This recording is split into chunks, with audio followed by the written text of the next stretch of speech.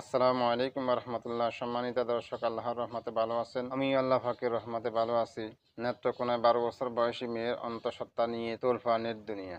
যে ঘটনা তিক্ত দায়ভার চাপিয়ে দেওয়া হয়েছে একজন মাওলানার উপর, যিনি বুক ফুলা চ্যালেঞ্জ দিয়ে বলছেন আমি এই কাজে জড়িত নই। ডিএনএ টেস্টের কথা উনি উল্লেখ করে বলেছেন, আপনারা ডিএনএ টেস্ট করে দেখেন এই অবৈধ সন্তানের পিতাকে। এরপরে উনি যখন দেখছেন নিজে বাঁচতে পারতেছেন না, ওনার উপরে দায়ভার চাপিয়েই দেওয়া হলো, তখন উনি ঘটনার দায়ভারকে সন্দেহমূলক দিক নির্দেশনা দিয়েছেন, অর্থাৎ ইঙ্গিত করেছেন মেয়ের সৎ বাবা অথবা মেয়ের নানা।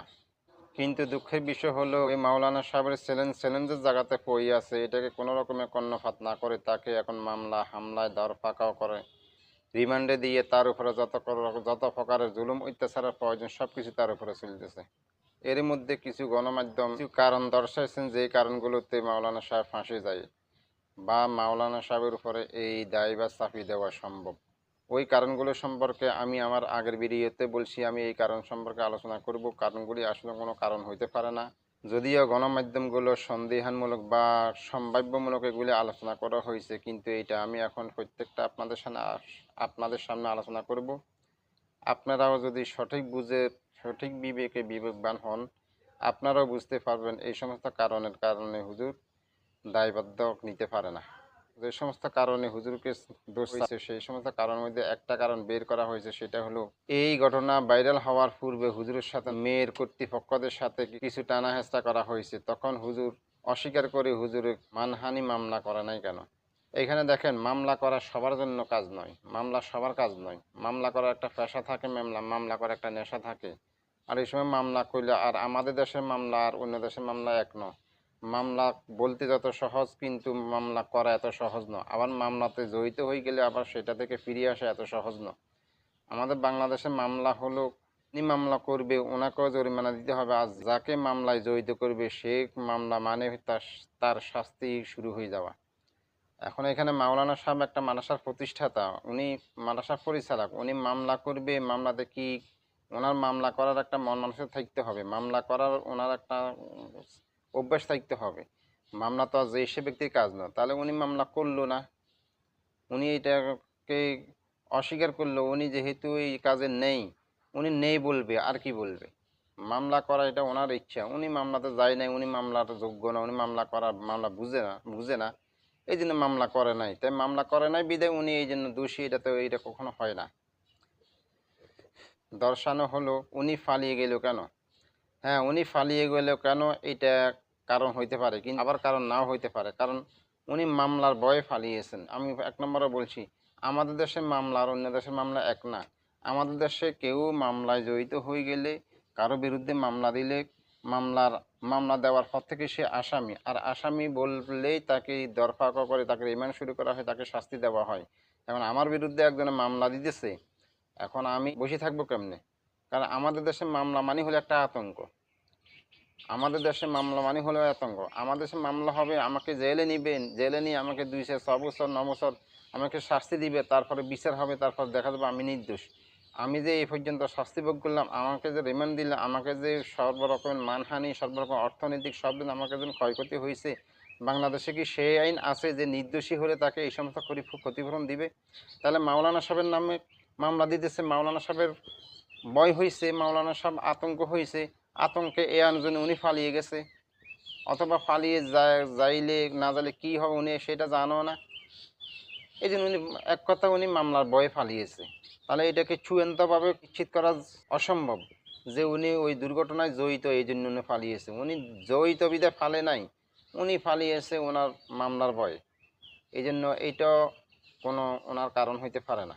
উনি দোষী হওয়া 3 নম্বর যে বিষয়টা আলোচনা করা হয়েছে, সেটা হলো উনি নিজে নির্দোষের কথা বলবে। মেয়ের চরিত্র সম্পর্কে উনি কেন আবার বিস্তারিত বললো? হ্যাঁ, ওনার উপরে যেহেতু এটা সাফাই দেওয়াও হইল, বা ওনাকে বিভিন্ন প্রকার মামলা হামলা ধমকি হুমকি দিল, এই জন্য উনি ওইটা থেকে বাঁচার জন্য, নিজেকে নির্দোষ এবং নিজেকে বাঁচার জন্য মেয়ের কিছু সম্ভাব্য চরিত্র দিল, দিক নির্দেশনা দিল। আপনারা এইভাবে দেখে থাকেন, তার সাথে এই সম্ভাবনা আছে।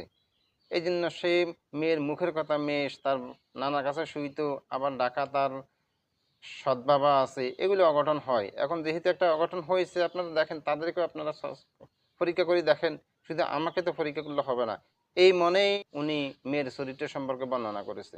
সুতরাং চরিত্র সম্পর্কে বর্ণনা করার কারণে উনি দোষী, উনি এই কাজে জড়িত আছে এরকম কোনো চূড়ান্ত কোনো কিছু নয়। 4 নম্বরে যেই কারণটা উল্লেখ করা হয়েছে সেখানে হলো উনি পালিয়ে থাকলে টেস্ট কেমনে করবে।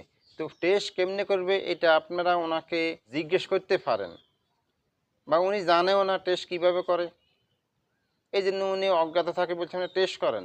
উনি তো অজ্ঞাত থাকি, তো উনি অজ্ঞাত হয়ে থাকেন না, উনি তো অজ্ঞাত থাকি উনি প্রকাশ্যে আসি বলছে আপনারা টেস্ট করেন। তো টেস্ট করতে সমস্যা কি, এটা তো ওনার চ্যালেঞ্জ। তাহলে উনি অজ্ঞাত থাকলে টেস্ট কেমনে করবে, এটা কোনো উনি দুর্ঘটনার সাথে জড়িত হওয়ার কোনো চূড়ান্ত কোনো আলামত ন, কোনো নিদর্শন ন। এই সুতরাং এইটাও কোনো উনি দুর্ঘটনায় জড়িত হওয়ার এই প্রমাণ হিসেবে গ্রহণ করা যায় না। 5 নম্বরে যে বিষয় উল্লেখ করা হয়েছে উনি দোষী, যদি না হয় তাহলে উনি স্বেচ্ছায় ধরা দিল না কেন, স্বেচ্ছায় ধরা দিল না কেন, এটা কোনো কারণ হয় না। কারণ হয় না কেন, উনি তো ফালিয়েছে। উনি যদি স্বেচ্ছায় ধরাই দেয় তাহলে উনি ফালাইলো বা কেন, যেহেতু উনি ফালাইছে তাহলে স্বেচ্ছায় ধরা দেওয়ার কোনো প্রশ্নই আসে না।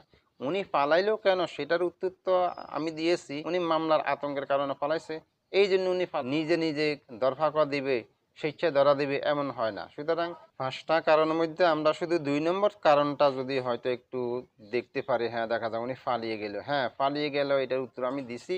উনি মামলার আতঙ্কের কারণে পালিয়েছেন।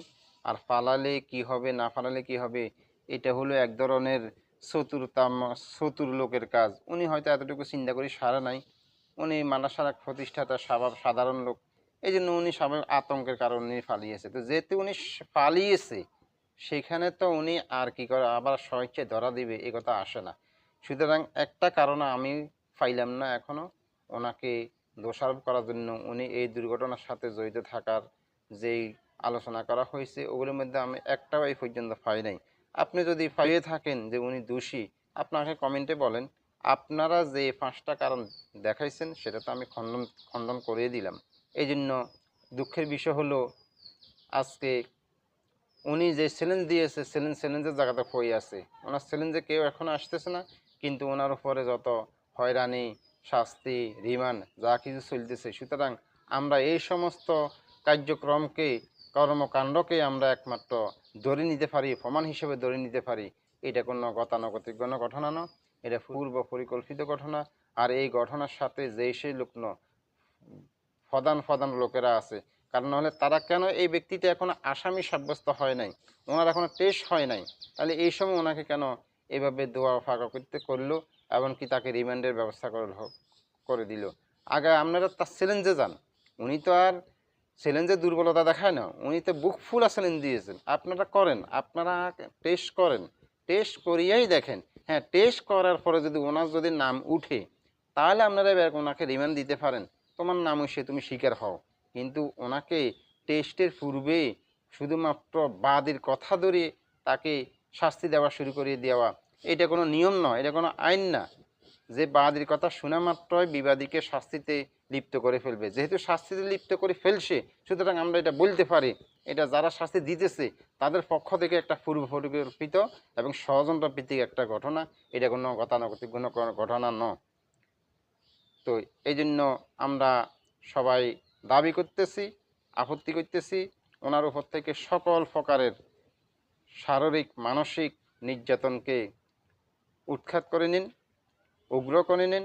আপনারা উনি যে চ্যালেঞ্জ দিয়েছে সেই চ্যালেঞ্জ গ্রহণ করুন, ডিএনএ টেস্ট করুন, টেস্ট করার পরে তারপর ওনাকে আপনারা যদি উনি দোষী সাব্যস্ত হয় তখন যেভাবে শাস্তি দরকার শাস্তি দেন, কোনো আপত্তি নেই। আল্লাহ পাক অপরাধীদেরকে মানুষের সামনে উন্মোচন করুন, তাদের মুখোশ খুলে দিন। আল্লাহ হাফেজ। আসসালামু আলাইকুম রহমতুল্লাহ। চ্যানেলটি সাবস্ক্রাইব করে নেবেন যদি আগে না করিয়া থাকেন, আগে করিয়া থাকলে আপনাকে অসংখ্য ধন্যবাদ। লাইক শেয়ার করে অপরকে দেখার সুযোগ করে দিবেন।